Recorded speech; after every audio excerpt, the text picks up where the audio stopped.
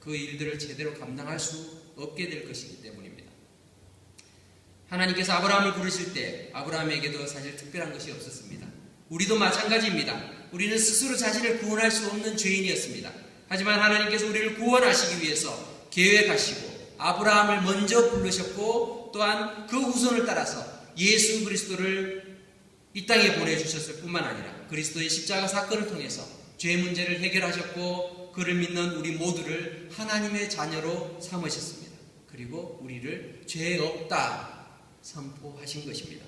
따라서 우리가 그리스도 안에서 의인으로 인정받는 것은 결코 우리의 능력과 자격에 따른 것이 아니라 순전히 우리를 자녀로 삼아주신 그리고 그 일을 위해서 우리를 불러주셨던 하나님의 절대적인 주권 안에서 이루어진 사건이심을 기억하시기 바랍니다. 이 모든 것이 하나님의 은혜라는 것입니다. 그럼에도 불구하고 이러한 부르심에 대해서 왜 나를 부르시는 것인지 설명이 뒤따르지 않기 때문에 많은 그리스도인들이 하나님의 부르심을 듣고서도 행동에 옮기기를 주저할 때가 많습니다. 하지만 우리가 기억해야 될 것은 하나님의 부르심은 결코 우리가 어떤 존재, 어떤 상태인가에 따른 것이 아니라 우리의 삶 속에서 부르시는 하나님께 모든 것이 달려있음을 기억하고 믿고 따르는 것이 필요합니다. 따라서 부르심에 대한 우리의 반응은 찬송가의 고백처럼 내 모습 이대로 주님 받아주십시오 라는 그 고백만 있으면 충분하다는 것입니다. 내가 어떻게 주님의 부르심에 합당한 자입니까? 내가 어떻게 주님의 일에 쓰임받을 수 있는 존재입니까? 라는 핑계가 하나님 앞에서는 통하지 않는다는 것입니다. 사랑하는 성도 여러분, 우리가 여러분 스스로 자신을 살펴볼 때 참 내가 부족하다, 내가 믿음이 약하다, 내가 하나님의 일에 합당치 않다 그렇게 생각되지 않습니까? 당연합니다. 어느 누가 하나님 앞에서 준비된 자가 있을 수 있겠습니까? 그러나 중요한 것은 하나님께서는 그러한 우리를 누구보다 잘 알고 계시면서 우리를 부르시면서 초청하시는 것입니다. 우리의 됨됨이, 우리의 모습이 하나님의 부르심의 조건이 아니라 하나님께서 그렇게 부르시기로 결정하셨다는 것을 우리가 먼저 인정하고 그 부르심에 순종하는 것을 우리가 최선의 삶의 목표로 삼아야 될 것입니다. 두 번째로 하나님의 부르심은 결단을 요구합니다. 우리가 하나님의 뜻을 따르기 위해서는 포기해야 할 것이 많이 있습니다. 아브라함의 경우는 그는 안전지대를 벗어나야 했습니다. 하나님은 그를 우상숭배의 환경으로부터 떠나도록 했습니다. 아브라함이 열국의 아비가 되는 것을 막는 모든 장애물을 제거하기를 원하셨습니다. 오늘 본문 말씀 12장 1절 말씀을 우리 같이 한번 읽겠습니다. 시작. 여호와께서 아브라함에게 이르시되 너는 너의 본토 친척 아비 집을 떠나 내가 네게 지시할 땅으로 가라. 네. 이 말씀을 보면 하나님께서 아브라함에게 본토 친척 아비 집을 떠나라고 얘기하시죠. 그리고 내가 네게 지시할 땅으로 가라 이렇게 말씀합니다. 아브라함은 이 이야기를, 이 하나님의 명령을 그가 있던 갈대아 우르에서부터 이미 들었던 것 같습니다. 그리고 하란에서 머물다가도 또 다시 한번 하나님의 명령을 듣습니다. 이 명령에 순종해서 아브라함은 떠나게 됩니다. 그는 자기가 그에 있던 그런 나라는 시큐어한 그런 프로텍션을 줄 수 있죠. 자기 보호해주고 또 지켜주는 그런 역할을 합니다. 또 친척들, 그런 릴레이션십들이 있었습니다. 그리고 아비 집에서 자기의 포지션도 있고 소유물들 그런 것들도 많이 있었을 것입니다. 근데 그것을 다 두고 떠나라는 것, 그것은 참 쉽지 않은 결단입니다. 그런데 하나님께서는 그렇게 요구하셨습니다. 떠날 뿐만 아니라 또 하나님께서는 내가 네게 지시할 땅으로 가라 라고 말씀하십니다. 근데 성경을 보니 지시한 땅도 아니고 지시할 땅이라고 얘기하고 있어요. 하나님께서 땅을 보여주신 다음에 그 다음에 이 땅 좋지 않느냐, 이 땅이 좋으니까 네가 이쪽으로 와라 이렇게 말씀하시면은 오히려 순종하기가 참 쉬운데 어느 곳으로 가야 될지 잘 알지도 못하는 상황에서 프리뷰도 없이 가라고 하십니다. 참 어려운 이야기죠. 그래서 아브라함은 결단을 해야 되었습니다. 제가 지금 이제 사택을 찾기 위해서 여러 군데를 이렇게 살펴보는데 지금 보지도 않고 그냥 신청을 한 데가 있어요. 보지도 않고 이렇게. 보통은 근데 보고 이 집이 마음에 드느냐 안 드느냐를 우리가 결정을 하죠. 마음에 들면은 물론 인터넷을 통해서 그 집의 내부의 몇 가지 사진을 보고 괜찮겠다 싶어서 지원을 했지만 자세한 것은 우리가 살펴봐야지 알죠. 그런 이후에 이 집이 괜찮겠다 그렇게 결정을 해서 우리가 계약을 하기도 합니다. 많은 사람들이 그렇게 하는데 하나님께서는 유달리 이 아브라함에게 내가 네게 지시할 땅으로 가라 이렇게 말씀하시는 것에 아브라함은 결단을 해야 했던 것입니다. 하나님께서는 저와 여러분들을 우리가 익숙한 환경 그리고 즐기고자 하는 그리고 안주하고자 하는 습관과 생활 방식으로부터도 우리에게 떠나라고 요구하실 때가 있습니다. 그런데 우리는 그것을 떠나기가 참 싫어요. 내가 있는 이 편안한 환경에서 또 내가 이렇게 익숙해져 있는 그런 모든 기득권들을 내려놓는 것이 참 어렵습니다. 그래서 하나님의 부르심에 대해서 우리는 거절하거나 무시할 때가 많다는 것입니다. 우리 역시 하나님의 부르심을 따르기 위해서는 우리 앞에 있을 수 있는 그 수많은 장애물들이 제거되도록 기도할 필요가 있습니다. 아브라함 역시 첫 번째부터 온전한 순종은 잘 못했습니다. 그렇게 따라는 갔지만 따라가서 보니 가나안 땅이 자기가 기대했던 만큼의 그런 좋은 그런 땅이 아니었던 것 같습니다. 험악하고 또 그곳에 사는 가나안 족속들이 또 억세고 그곳에 살기가 참 어렵습니다. 뿐만 아니라 기근도 들었습니다. 그래서 그는 이집트로 이주를 다시 하는 그런 실수도 범하지요. 그렇지만 하나님께서는 한번 택하신 자를 결코 포기하지 않으셨습니다. 그것이 하나님의 속성이시죠. 하나님께서 포기하지 않으시기 때문에 우리에게 소망이 있는 것입니다. 하나님의 부르심을 좇는 것, 하나님의 부르심을 우리의 삶 속에서 실천하는 것은 결단을 요구합니다. 그리고 때로는 희생을 요구합니다. 이러한 희생에는 우리가 하나님으로부터 떠나 살면서 형성한 많은 삶의 문제들을 내려놓아야 하는 것을 포함하고 있습니다. 하나님의 말씀에 순종해서 따라가는 것, 그것은 단순히 내가 가진 모든 기득권을 다 가지면서 누리면서 그렇게 하는 것을 말하지 않습니다. 하나님께서는 우리에게 그 모든 것을 떠나라, 그리고 내가 지시하는 대로 가라 라고 말씀하시는 것입니다. 이러한 것을 따르기는 참 어렵습니다. 희생과 포기, 그것을 하면서 결단을 한다는 것 어렵지만 그것이 가능한 것은 세 번째로 하나님의 부르심은 축복의 약속들이 함께 주어지기 때문에 가능하다는 것입니다. 아브라함에게는 어떤 약속이 주어졌습니까? 우리 본문의 2절 3절을 함께 읽어보도록 하겠습니다. 2절 3절 다 같이 읽습니다. 시작. 내가 너로 큰 민족을 이루고 내게 복을 주어 내 이름을 창대케 하리니 너는 복의 근원이 될지라. 너를 축복하는 자에게는 내가 복을 내리고 너를 저주하는 자에게는 내가 저주하리니 땅의 모든 족속이 너를 인하여 복을 얻을 것이니라 하시니라.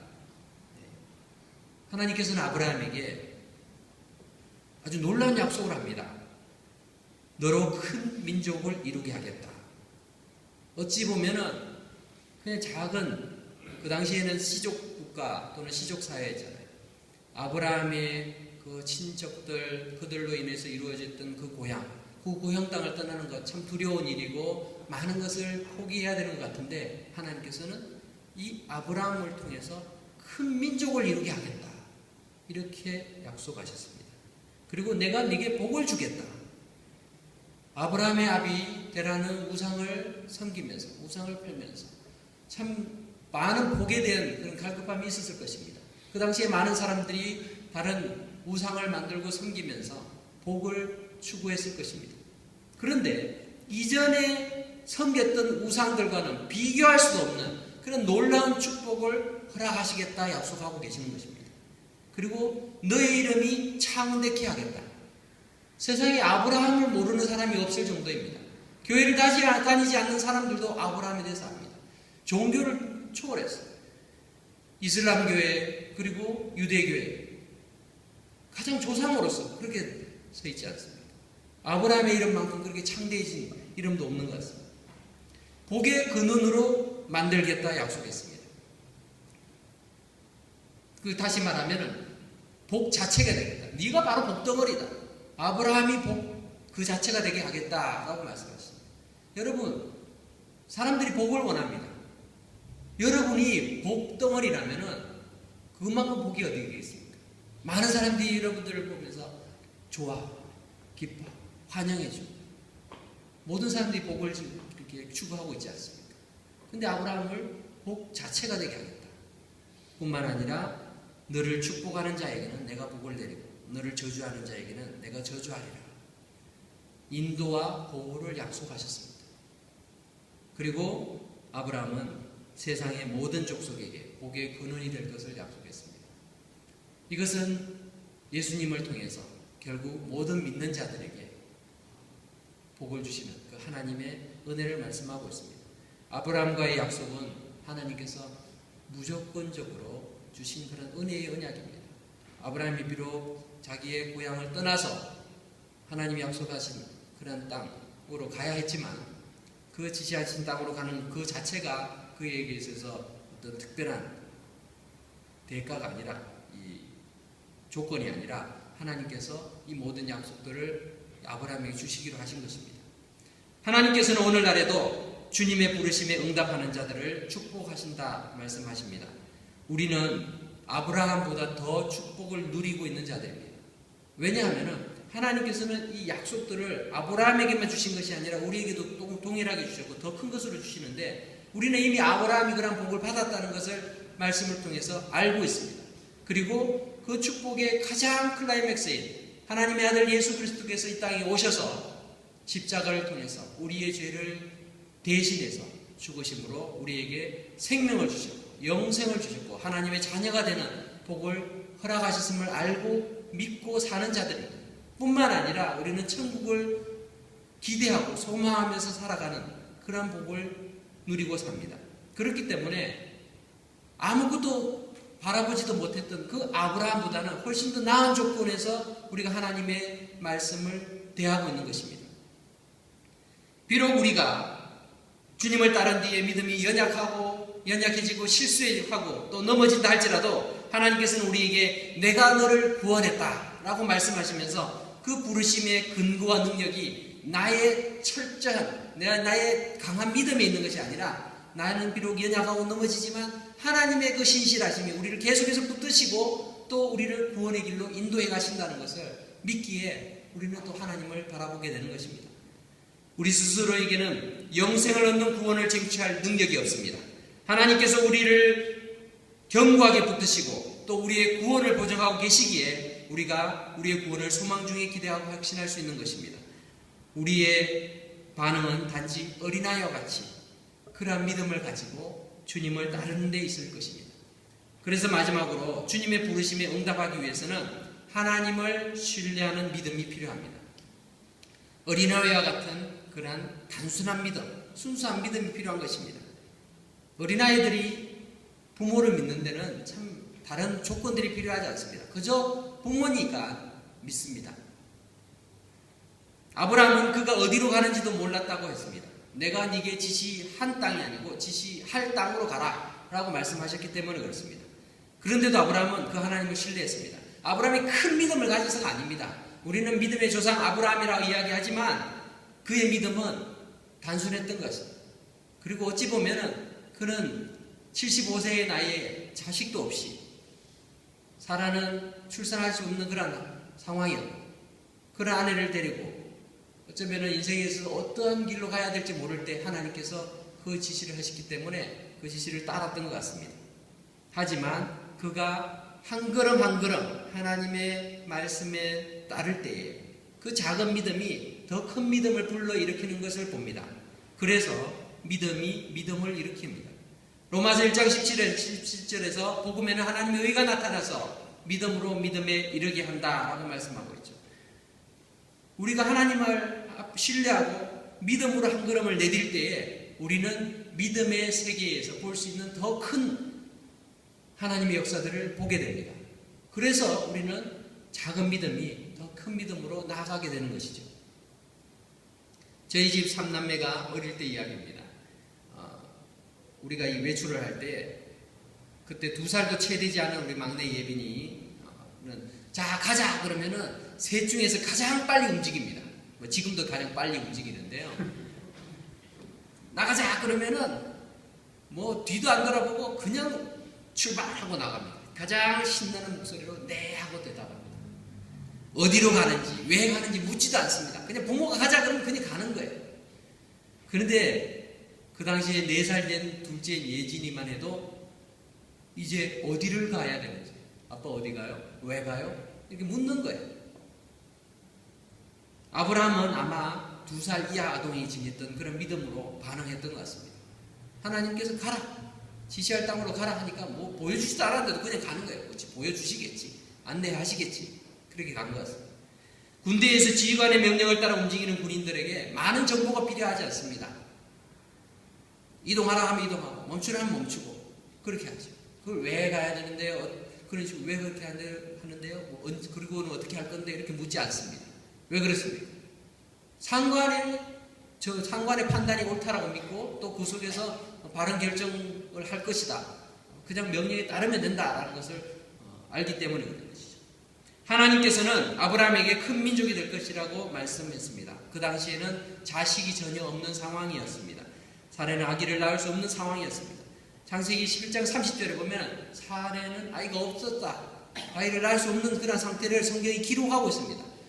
굳이 기록하지 않아도 될 것을 왜 기록을 했을까요?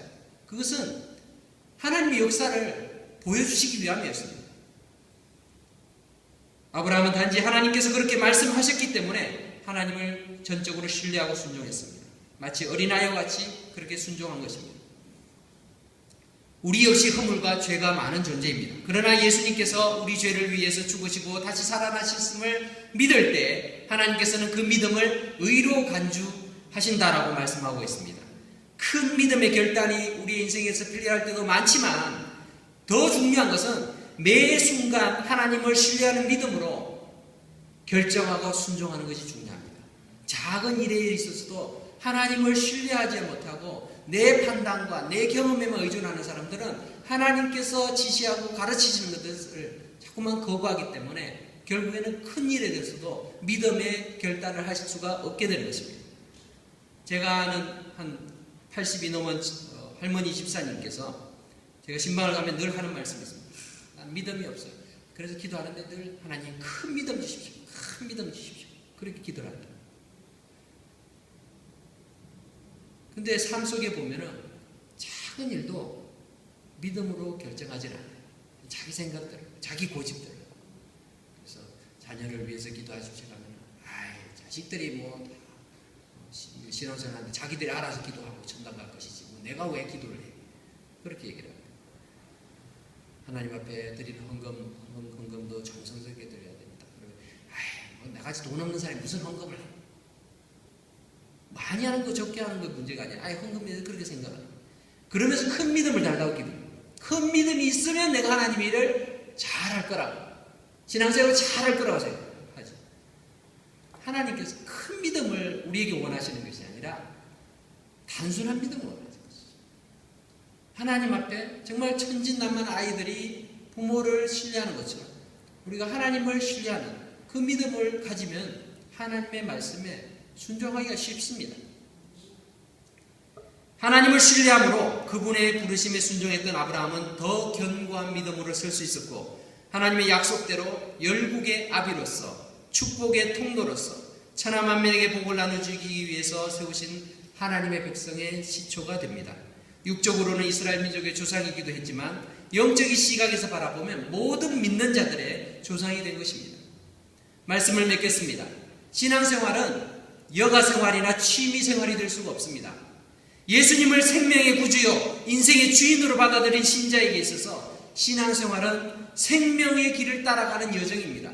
그리고 진리를 수호하고 증거하는 힘겨운 전투이자 경주인 것입니다.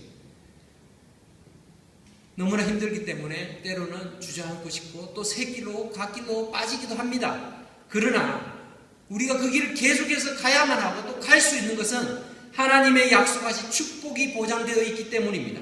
하나님께서는 이 길로 우리를 부르셨고 또한 계속해서 걸어가라, 계속해서 나아가라고 우리에게 말씀하고 계십니다. 아브라함을 부르셨던 것과 같은 방법으로 하나님께서는 오늘 저와 여러분을 부르고 계십니다. 이 자리까지 나오게 된 것은 하나님께서 여러분 한 사람 한 사람을 부르셨기 때문에 가능한 것인 줄 믿습니다. 아멘. 하나님께서는 단순히 이 자리에서 예배드리는 그 삶 속에서 우리를 멈추라고, 머물고 있으라고 말씀하고 있지 않습니다. 더 나아갈 것을 말씀하십니다. 하나님께서는 우리를 하나님을 섬기는 자로 부르셨습니다. 세상 속에서 하나님의 사랑을 나타내고 예수 그리스도를 증거하는, 그리고 하나님을 섬기고 이웃을 섬기는 자로 우리를 부르셨습니다. 또한 하나님께서는 죄악된 삶으로부터 벗어나도록 우리를 부르고 계십니다. 내가 예수 믿어서 내 죄가 죄사함을 받았지만 여전히 우리는 죄 앞에 약합니다. 무너질 때가 많습니다.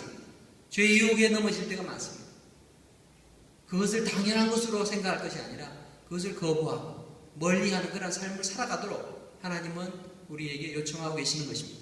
하나님께서는 모든 잘못된 삶의 습관들, 약물이나 알코올 중독, 마약이나 도박, 음란한 행위뿐만 아니라 나태하고 또 세상 속에서 잘못된 그런 악한 행식들, 그런 모든 것에서 떠날 것을 우리에게 말씀하고 있습니다. 이런 것들을 떠나지 않으면서 내가 하나님을 믿습니다, 내가 하나님의 자녀입니다, 입으로만 외치는 것은 곤란하다는 것입니다. 하나님께서 우리에게 끊임없이 부르고 계십니다. 우리가 말씀을 대할 때마다 말씀에 우리의 마음에 찔림이 있다는 것은 하나님께서 우리에게 요청하고 계시는데, 부르고 계시는데도 내가 주저하고 또 거부하고 또는 무시하고 있기 때문에 그런 것 아닐까요? 사랑하는 성도 여러분, 내가 오늘 이 시간부터 떠나야 할 것은 무엇입니까? 그리고 내가 행해야 될 것은 무엇입니까? 하나님께서 우리를 부르고 계시는데, 아브라함은 위대한 사람이었으니까 그 부르심에 순종했을 거야 라고 생각하고, 나는 부족한 사람이니까 그 부르심을 무시해도 된다, 그렇게 생각하면서 하나님 앞에 변명하는 그런 어리석은 자가 되지 않기를 바랍니다. 하나님께서 우리를 유저지로 불러시고 또 그레이스 장로교회로 부르셨고 또 우리를 하나님의 직분으로 섬길 수 있도록 부르셨다면 그곳에는 하나님의 계획이 있는 줄 압니다. 그 계획들을 우리가 기억하시고, 또 하나님께서 우리를 여러 가지 삶 속에서 내가 떠나야 될 부분에 대해서 계속해서 말씀해 주시고 계시는데도 내가 떠나지 않고 있다면 우리는 하나님의 부르심에 대해서 제대로 반응하지 못하는 것일 것입니다. 사랑하는 성도 여러분, 여러분께서는 오늘 이 시간 이러한 하나님의 부르심에 믿음으로 나오지 않겠습니까? 하나님께서 왜 하필 나를 부르실까? 또는 나는 아직 믿음이 약한데, 또는 나는 아직 준비가 되지 않았는데, 나는 그러한 질문이나 변명을 그만할 수 있기를 바랍니다. 왜냐하면 하나님의 부르심은 내가 누구인가에 초점이 달려있는 것이 아니라 나를 부르시는 하나님이 어떤 분이신가를 보여주시기 위함이라는 것입니다. 하나님을 바라볼 때에 우리는 그 부르심에 순종할 수 있는 것이지, 나 자신을 보면 하나님의 부르심에 순종할 수가 없습니다. 얼마나 연약하고 부족합니까? 목사인 저도 하나님 앞에서 참 부끄러워요. 어떤 분이 그런 얘기를 하시더라고요. 목사님으로서 부끄럽지 않느냐고 그런 질문을 할 때가 있었다 그러는데, 저 자신을 바라볼 때는 하나님 앞에 부끄러울 때가 한두 번이 아니라 매 순간 생각할 때마다 부끄럽습니다. 나를 바라보면요, 소망이 없습니다. 얼마나 절망적인지 모릅니다. 그런데 하나님을 바라보니 우리가 소망이 있는 것이죠. 하나님을 바라보니 담대하게 되는 것이죠. 예수님을 통해서 예수님의 피로 이 부족하고 부끄러운 자를 그 피로 덮어주심으로 나의 모든 연약하고 또 추악한 그런 잘못과 죄들을 하나님께서 가려워 주신다는 것이 얼마나 황송하고 감사하지. 그래서 그 하나님의 사랑에 우리가 겸손한 마음, 감사하는 마음으로 우리가 반응하게 되는 것입니다. 어린아이와 같은 믿음을 가지고 부르심과 함께 베푸시는 놀라운 약속들을 바라보면서 믿음으로 결단하고 또 주님께 나아가고자 힘쓰는 저와 여러분들 모두가 되시기를 주님의 이름으로 축원합니다. 기도하겠습니다. 하나님 아버지, 아브라함의 부르심